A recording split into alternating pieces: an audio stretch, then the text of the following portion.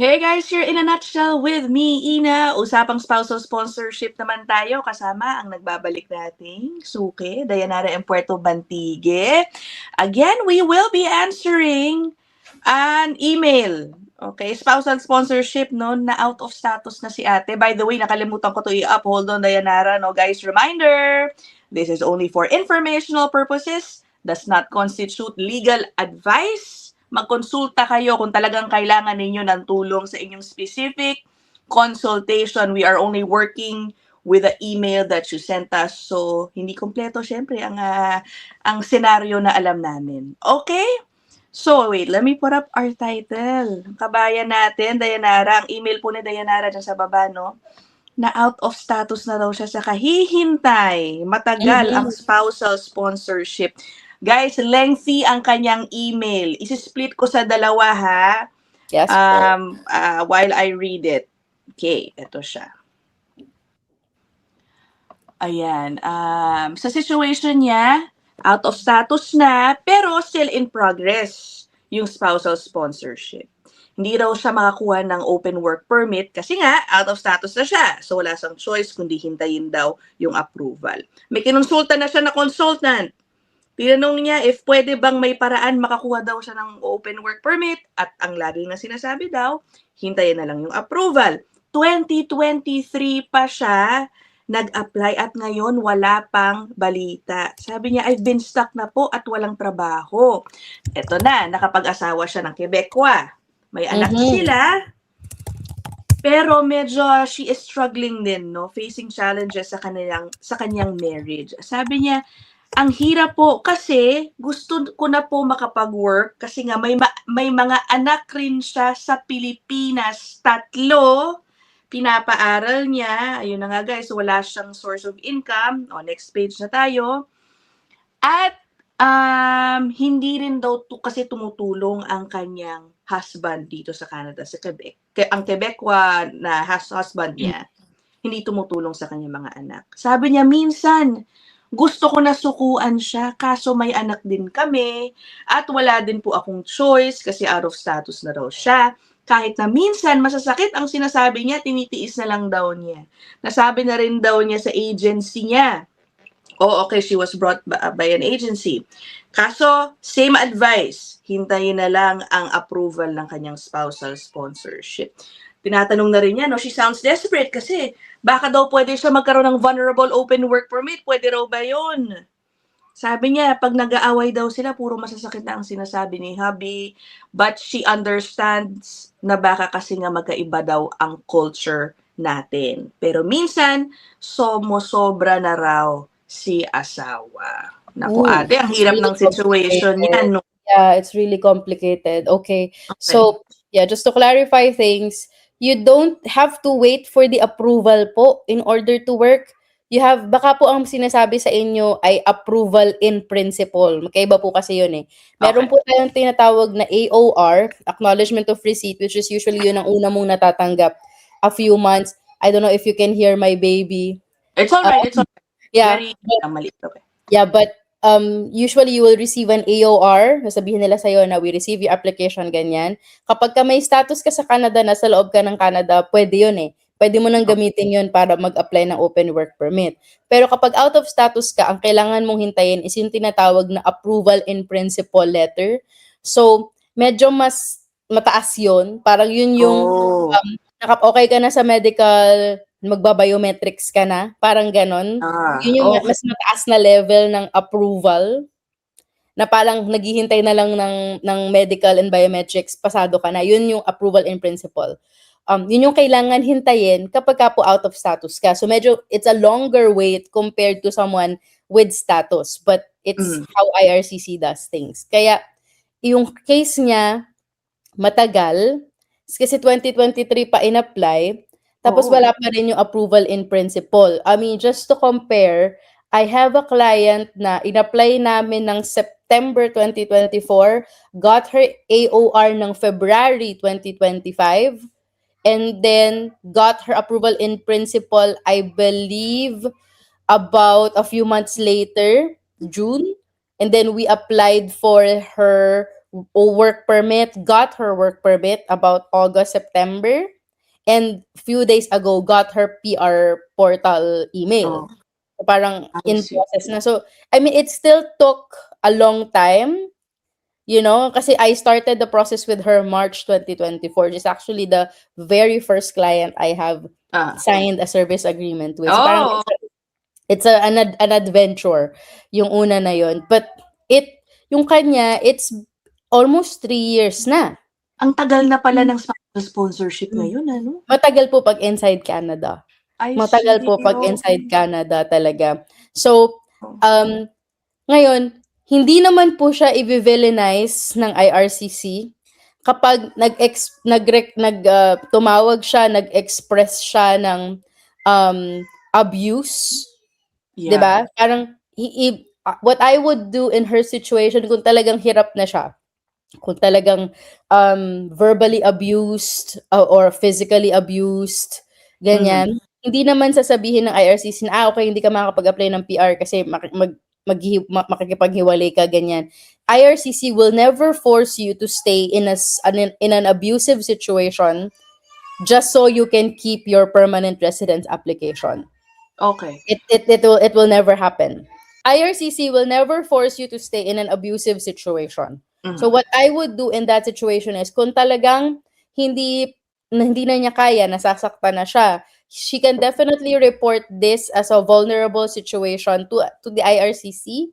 Pero hindi kasi siya katulad po ng vulnerable open work permit Okay. case na tied to LMIA. It's a different situation for domestic abuse victims. Oh, may ganong type of Yes. permit. Meron pong special accommodation ng IRCC for domestic abuse victims na dapat ay ina-address sa kanya nung agency niya or at least yung RCIC po na kinausap niya. So, what I would do in that situation is kung talagang mahirap, I would probably take myself and my child out of that situation. I'd go to ANOVA or I'd go to a shelter, and then from there I would seek possibly legal aid, a legal aid case, or kung nasa Quebec kasi baka takot siya, hindi siya marunong mag-French. Usually meron naman silang accommodation for non-French speakers. Another thing that I may do is I may see the consul. I may call our embassy in Toronto. 'Di ba? Kasi yun ang pinakamalapit, or I think may consulate po tayo sa Quebec. And ask them for help. Kasi yung consul natin will be able to advise or probably connect the person to a lawyer who may be able to help, or an RCIC who may be able to help her in this situation. Kasi kailangan nating i-consider yung mga anak sa Pilipinas na baka nagugutom or nagsasuffer because of what's happening in Canada. Hindi kailangan din po natin i-consider yung bata na nasa Canada na nakakakita ng pag-aaway ng mga magulang niya. 'Di ba? Kailangan din po natin hindi dahil ikaw ay out of status at ikaw ay asawa at foreign national ka ay nasa kumbaga completely talo kang sitwasyon. You know what I mean? There are legal means that you can do to protect yourself. And the reality po is kapag kasi nagiging sponsor ang isang tao, okay, meron siyang undertaking na pinipirmahan. Lahat ng mga Canadian citizens or PRs na nagsusponsor ng mga asawa nila, meron silang pinipirmahan na form that says that I am undertaking the welfare of this person for the next 5-10 years. Okay. Diba? Na iyon ay, kung pinirmahan niya yon ng asawa niya, then he or she is accountable to the person that they're sponsoring. Yun yun. Kasi the IRCC understands na there's imbalance of power sa sitwasyon na to eh. Because the person has a status in Canada, they can work, they can earn money compared to this person who's out of status. Diba? So there is a potential na ma-abuse nga yung nasa mas vulnerable na situation. So they have created processes for people like that. All right. Na kailangan niyang i-take advantage, pero kailangan niya ng tulong.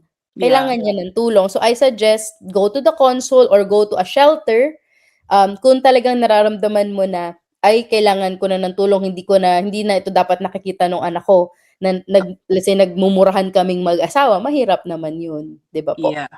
Okay. I think the biggest factor being considered is yung status, ano. So what Yes you're po. saying, Dayanara, is even if she basically goes against her husband, Yes.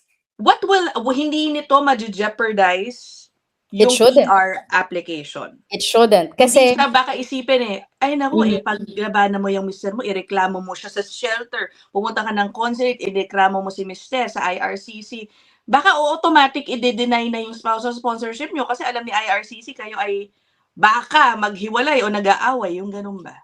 Yeah, I mean, there's of course the risk to that kasi nasa cornerstone pa rin naman po ng spousal sponsorship yung relationship, yung genuineness ng relationship. But IRCC would never want you to stay in an abusive relationship just for permanent residence. There may be some accommodations na pwedeng gawin ng isang lawyer, immigration lawyer, or consultant para sa kanya. There may Okay. be some accommodations na pwede. But, I mean, even if, let's say, na maging PR ka, would you really wanna stay in that? You know, Yeah. in that situation?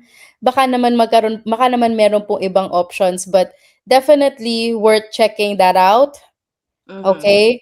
Pero kung sa tingin niya ay ito ay normal lamang na pag-aaway kasi ang mag-asawa hindi naman talaga minsan talagang nakakapagsalita tayo ng hindi magaganda sa isa't isa. Kasama Yeah. yan sa marriage. Kung tingin niya ay ganun lang yon, hindi naman talaga siya at risk of like losing her life, may mga ganyan eh, Diyos ko. Oo. Then approval in principle. Kailangan niya po talagang hintayin yung approval in principle para makapag-apply siya ng work permit. Ganun po talaga. Yung may tanong pala siya 'no, kung puwede daw siya makakuha ng vulnerable open work permit. Ay, Hindi, pero merong isang uri, yung sinasabi mo kanina. merong isang uri ng permit na maaaring makuha niya, but she will have to go through the process already. Like all the process. And it may mean filing a case against her Naku po, husband. You ang know, it hirap may pala mean 'no, that. oo. Yeah, kasi parang ang vulnerable open work permit po kasi sa LMIA, ang vulnerable open work po sa LMIA is you are technically proving to the IRCC that your employer abused you. So it's kind of the Yeah, same, oo. 'di ba? Parang you wouldn't get it without proper evidence. Okay. Yeah. Yung palang filing niya 'no, nung application was 2023 pa at ayun na nga, no word yet. Let's assume na talagang wala pa kahit anong movement 'no, yung kanyang file. It's 2026 na, Dayanara. So, like more than 2 years without any AOR. O yan, obviously wala pang AIP. Is there something wrong kaya with their application or do you think this is still within service standards, yung ganito? If it's a really special situation, being that she's out of status, it may be still within Oh. service standards po talaga, miss eh. So, ito tinitingnan ko tong page for immigration options for victims of family violence. So, meron pong mga questions dito. Do you currently live in Canada and are waiting for a decision on your PR application? Yan. Okay. Are you facing family violence from your spouse or common law partner?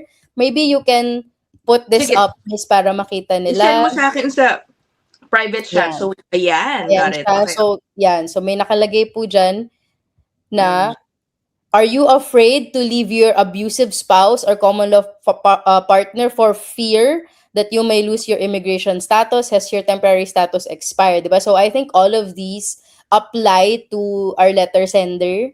Yeah. Ito yun, no? And then, so meron pong nakalagay na options for, ayan, temporary resident permit for victims of family violence. So as Okay. of February 4, 2024, you can now get a temporary resident permit for victims of family violence for at least 12 months. We will be waiving the fees. So they can apply for a TRP. A TRP po kasi is a special permit. Yeah. Okay, for victims of family violence. What you should know, in Canada, you do not have to testify against your abuser. Oh, ayan, no? Oo. We can issue your first TRP for at least 12 months. Depending on your situation, you might be able to apply for another TRP at the end of the first period. You don't have to pay for fees. If you get a family violence TRP, you can get coverage for trauma counseling and healthcare benefits. So, Ayan, a okay. TRP po is a paper-based application. You will have to include evidence of your situation or abuse. Pag sinabi pong evidence, this could be police records, subpoenas, Mm, uh, bail payments, letters or statements from the victim or from the shelter na pinuntahan niya po. So, yun nga yung sinasabi ko. Kailangan pumunta ka sa isang shelter or a third party like the consulate, ganyan, who may be able to write a statement in oh, support, 'di ba? Meron bang emails or text messages showing abusive words? Meron bang oo. assessment ng isang psychologist or therapist? Meron bang other witnesses na maaaring mag-testify or magbigay ng statements for you in support Okay. of the abusive situation? So, this is what I mean when I say, Miss, na IRCC would never force you to Yeah. stay in an abusive relationship. There are accommodations for this. Oo. That's And, it. by the way guys, clarify natin, yung TRP, Temporary Resident Permit, that is an open work permit. Okay? So, it will In a allow way, you you, can TRP attached with the work permit. Yes po. yeah, yan. You can work pag ikaw ay nakakuha ng TRP. Tapos, nakasulat dito, kung hindi spousal sponsorship, tapos naka-TRP ka, yan, victim ka of domestic violence, and if you wanna stay in Canada permanently, sabi dito, there is a possibility basically, no? Based on humanitarian and compassionate grounds, doon ka mapupunta. And Yes. they are speeding up the processing time for individuals in urgent situations of family violence who apply for PR based on humanitarian and compassionate grounds. So Yeah, so may parang options, no? Oo. So parang yung normal na agency application is 10 years, 'di ba? Pero Mm. kapag meron kang evidence of abuse, there was an ongoing PR application, abuse, and then you filed for a TRP, then you may have an opportunity na makapag-apply po ng PR through agency. Kasi ito talagang legit Yeah. humanitarian and compassionate considerations ito. There's evidence already of it based on what you have. So, Yan. I mean, it's still up to her kasi Mhm. it's very difficult if you're experiencing abuse. It's very difficult to get out. Yun, Yeah. yun naman ang nakikita natin, 'di ba? We have enough evidence of this based on what we see online. Sabi nga ni Miss kanina, para siyang Tulfo type of Oo, case. medyo 'no, oo. Parang gano'n. So, marami na tayong nakikitang ganito. So, it's still completely up to her. Kung nanonood po kayo, I suggest, kung talagang hindi niyo na po kaya, go to a shelter, go to the consulate ng Pilipinas and have them help you. Yeah. Para at least kung kailanganin niyo po mag-apply ng TRP in the future, matutulungan nila kayo with statements na additional statements. Kasi kung kayo lang po, baka hindi rin maging maganda yung Yeah. resulta kasi kung wala kayong third party evidence of what happened. But All we wish you all the best. We will be praying for you and your child and also your husband na baka marriage spats. Yeah, Hopefully ganun lang. I'm thinking the husband 'no, baka lang 'no, subconsciously alam niya 'no na kahit magalit ako dito walang gagawin 'to kasi nga nasa isip niya out of status na 'to. Ano 'to magrereklamo? Hindi 'to magrereklamo, out of status na siya, yung mga gano'n ba. Mhm. The usual Yes, situation and that's very basically. common. Kaya nga 'di ba, Yeah, the IRCC understands the power imbalance when yeah. there's a person who's vulnerable. And the thing is, my client yung aking there's my baby. My client kasi yung case ko na yon, she was abused by a previous partner. Yeah, So I see. iba yung case niya, eh. So she was abused by a previous partner, pero yung kasalukuyan niyang asawa na Filipino din, from the Philippines din, is very kind and gracious to her. I So, see. 'di ba, she experienced abuse before she went through the spousal sponsorship. In this case, she's experiencing abuse while there is a spousal sponsorship. So it's Oh, really no an enviable situation. So we wish you all the best. Hopefully, we'll be praying for you po kung nasa oo. letter. Yeah. So, email sender, i-assess mo kung ano ang gusto mong gawin. You do have options. Okay? Yun lang. Nasa sa'yo pa rin yan. And who knows, no? We might not know other information that is happening, no, related sa kanilang Exactly, age. miss. Oo. So, Like, ang question ko dyan is, sinama niya ba yung mga anak niya na nasa Pilipinas sa PR application? Kasama ba sila oo nga. when she applied? Ano yung accommodations for the children na nasa Pilipinas? Parang, is her husband okay with the fact that she has children from a previous relationship? Na kailangan din ng tulong niya kasi 'di ba kung hindi siya binibigyan ng pambigay dun sa mga anak sa Pilipinas, so parang in a way naapektuhan din yung kanilang welfare. Yeah. 'Di ba? I think that can be used for evidence sakali man, ano? TRP. Mapunta sila sa HNC, yung anong HNC pinagdadaanan ng mga anak sa TRP. Pilipinas. Yes, na parang pwede niyang i-argue sa TRP application na I have children who need my assistance, which is why I need a TRP, Yeah. 'di ba? Which will be expedited. Yung processing nun will be expedited. Kahit Yeah. sabihin nating paper-based yun, miss, it will be expedited kasi lalagyan niya yun ng parang label. Parang may ilalagay ka na label na parang FV on the Okay. outside of the envelope para alam agad nung nung IRCC Vulnerable Persons Unit, meron silang office niyan sa Toronto, alam nila kagad na this is family violence. Alam Okay. nila kagad and then they can expedite it. Alright. Okay, good luck sa'yo, email sender. I hope in a way nakatulong ang episode na ito na alam mo na ang iyong option. Karapatan. Oo. Alam mo Good na ang luck iyong to karapatan. you. Sana bumilis-bilis na ang inyong spousal sponsorship din in a way. Of course. The best Okay. case scenario pa rin is wag silang maghiwalay, ma-maintain nila Oo. yung kanilang relationship. Hopefully, hipuin ng Panginoon ang puso ng kanyang asawa na hayaan siyang tumulong dun sa mga anak niya sa Pilipinas. Or best case, kuhanin para makapunta rin dito sa Canada Yeah. for family reunification. Sana, wala namang imposible sa ating Panginoon. Yeah. Thank you so much, Dayanara. Okay. Next na kami. Abangan nyo yung next episode natin. Last email sender. Thank you so much. Thank you. Okay. Bye!